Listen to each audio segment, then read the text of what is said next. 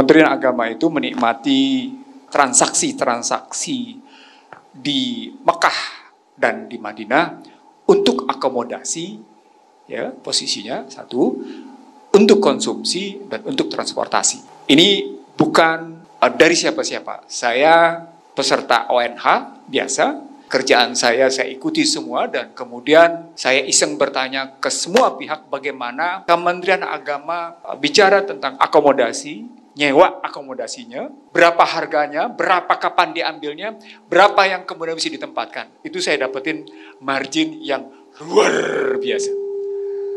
Satu ya, satu. Jadi artinya sesungguhnya mereka yang ada di sana itu melihatnya haji dalam perspektif bisnis. Kecilin sedikit supaya tidak feedback.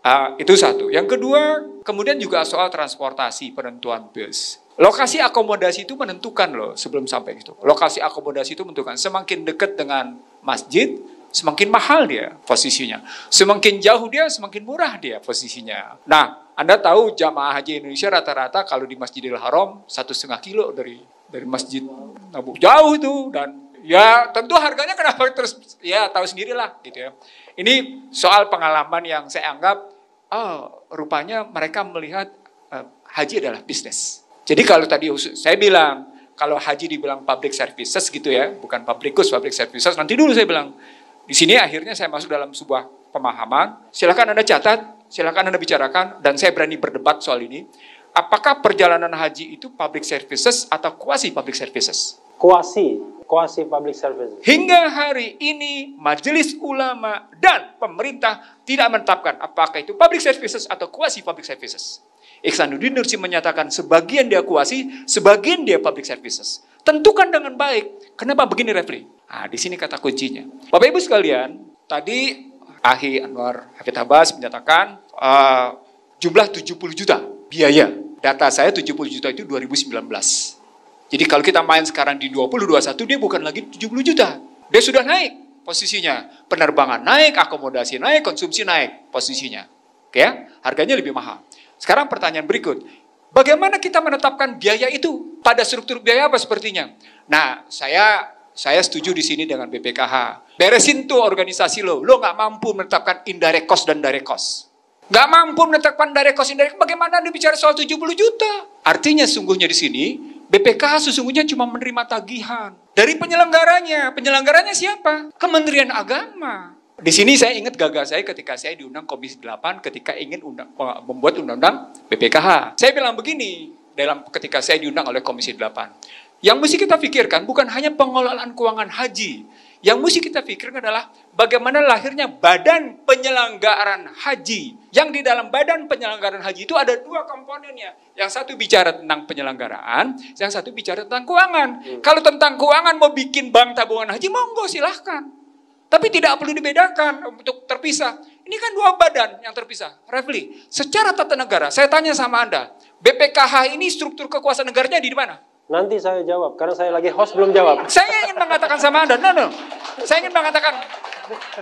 ingin mengatakan pada pemirsa sendiri. Tidak jelas dia ada di mana. Tidak jelas di dalam skema kekuasaan negara ini BPKH-nya ada di mana, nggak jelas. Nggak bisa orang tanggung jawab langsung ke presiden. Undang-undang menyatakan dia langsung tanggung jawab kepada presiden melalui menteri. Kalau kita bikin dalam skema kekuasaan negara, struktur kekuasaan negara, ada di mana dia? Nggak jelas. Nah, karena abu-abu kayak gitulah kemudian enak-enaknya anggota bilang, kami independen, kami mandiri. Bagaimana Anda mandiri kalau si bilang penanggung jawab, gue nggak terima tanggung jawab lo. Gimana? Presiden menyatakan saya tolak pertanggungjawaban Anda. Habis nggak? Habis. Nggak karu-karuan. Pada saat yang sama, si penerima tanggung jawab bilang, saya terima tanggung jawab Anda, tapi untuk mendatang Anda mesti bikin begini. Mau nggak? Mau nggak? Mau, karena ada posisi, ada subordinat posisinya, mau tidak mau. Jadi sekali lagi, ini baru satu temuan dalam undang-undang ini. Temuan saya yang kedua.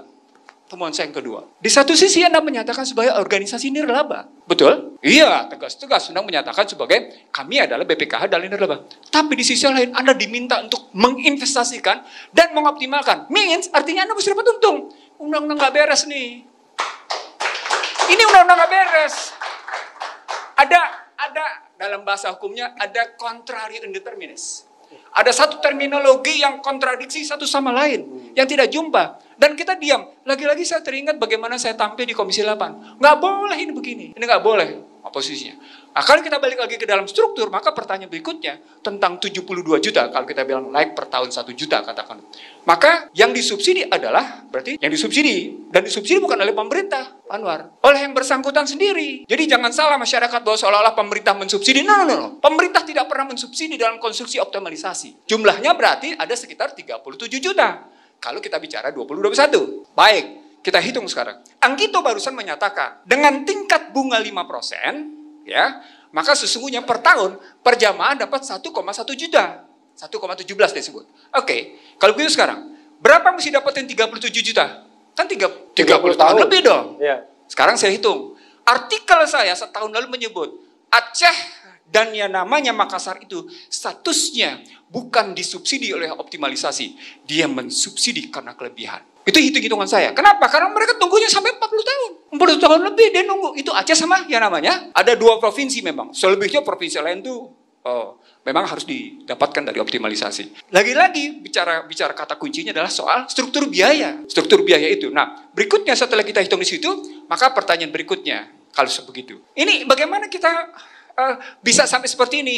Nah, ternyata ini disebabkan oleh persoalan pendaftaran haji sepanjang tahun. Anggito berpikir dalam rangka menutupi kekurangan optimalisasi dalam rangka subsidi jamaah lain, dia bikin haji muda. Itu karena ada kekurangan untuk mensubsidi yang 37 juta. Logikanya gitu. Jadi ada logika, oh iya, kalau saya mesti terus-terus begini kurang nih. Optimalisasinya kurang nih. Oke, gua ambil haji muda.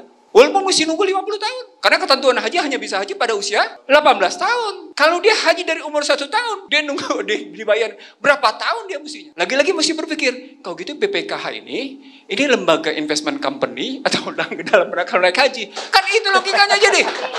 Nah, ini dibayar. Loh, cara berpikir Anggito bukan cara berpikir dalam rangka penyelenggaraan pembiayaan haji. Cara berpikir Anggito cara berpikir investment company. Yang pasarnya sudah pasti.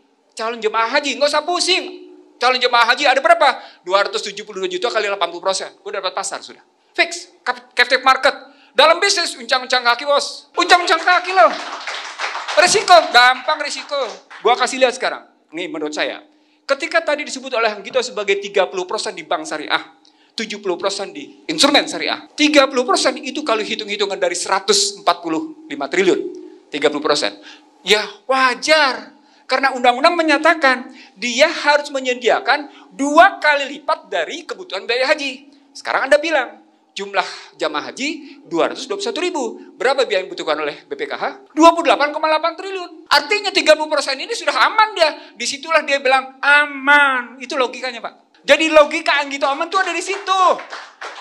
Nah, sekarang persoalan aman itu untuk 30% saja. Iya, 70% ini seperti yang Rizal bilang, nggak bisa dibayar kok. Karena memang terjadi namanya keseimbangan primer negatif. Jadi amannya Anggito itu argumen itu ada di situ. Aman tahunan berarti. Aman, ayo berikutnya dia mesti cari lagi.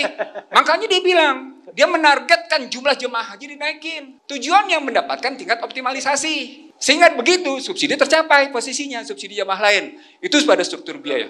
Iyalah calon jemaah hajinya gitu. Iya, calon jemaah hajinya posisinya. Nah, itu posisinya. Nah, jadi kalau dibilang liquid ada dan berkembang, ya iya dong. Undang-undang memerintahkan seperti itu. Bahwa kebutuhan 14,4 triliun kali 2 itu memang harus tersedia. Kali 2, 28,8 triliun.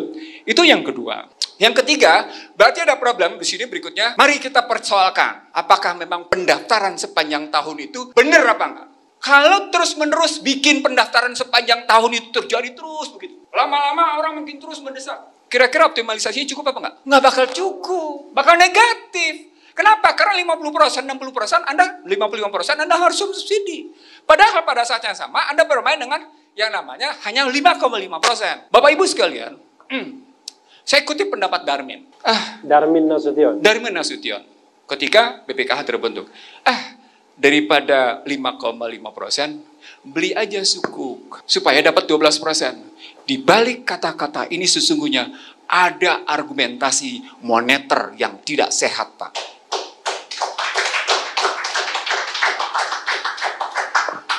Bank 5%, sukuk 12%. Ya tentu orang lari ke sana. Loh, Anda berarti sedang menikmati pembayar pajak untuk dalam rangka bayar haji. Sama seperti pembayar pajak untuk membiayai orang kaya. Kan nggak sehat. Moneter dan fiskal di sini nggak sehat, Pak. Ini yang saya bilang, ini kebijakan-kebijakannya bukan sekedar kebijakan yang tidak accountable. Tapi kebijakan ini menjadi kebijakan yang kualitas kebijakan publiknya itu rendah. Karena dia tidak menarik relasi antara moneter sama fiskal, di mana akhirnya beban fiskal itu terkatung-katung nggak karu-karuan. Bebannya luar biasa. Maka nggak heran kalau sekarang beban bayar bunga sampai 301 triliun posisinya. Nah dari sini saya ingin mengatakan begini, harus dihitung sekarang posisinya betapa 5% itu wajar atau enggak. Atau kemudian memang kita berpikir nggak usah berpikir tentang optimalisasi karena memang harus dibayangkan tadi mengubah badannya. Maaf ya Pak ya, Bapak PLT, kalau saya bubarkan lembaga Bapak. Saya bubarkan lembaga Bapak. Jadi Direktorat Jenderal Penyelenggara Haji dan Umrah saya bubarkan. Dia menjadi Dirbasis Islam cuma satu kata kuncinya. Kerjasama dengan yang namanya Kementerian Kehakiman dalam rangka visa dan rangka paspor. Kementerian dengan Kesehatan, Agama, hanya dalam rangka visa kesehatan. Selebihnya yang lain, saya sudah serahkan ke badan penyelenggara haji. Nah, pada status itulah kita membedakan mana yang disebut dengan public services, mana yang disebut dengan quasi public services. Sehat dikelolanya kalau begitu berpikirnya. Itu yang ketiga. Yang keempat sekarang. Kalau begitu saya angkat nanti Bang Ihsan sebagai Menteri Agama. Oh nggak perlu. Saya nggak butuh jabatan. Sorry. Dan saya tidak butuh jabatan. Sekarang Menteri Kesehatannya saja. Oke, sekarang yang kedua. Tadi kita sudah dengar dari Kasturi ada kemungkinan mendapatkan 3.000. Pak ya? Lalu Bapak sendiri menyebut 1,5%. Antara 3.000, 3.300 posisinya. Lalu kalimatnya pembatalan. Kasturi bilang, jangan-jangan mungkin ini ada persiapan. Nah, pertanyaan, apa perbedaan pembatalan 2020 dengan pembatalan 2021? Saya lihat sudah harus stop. Stop dulu, Viv. Belum.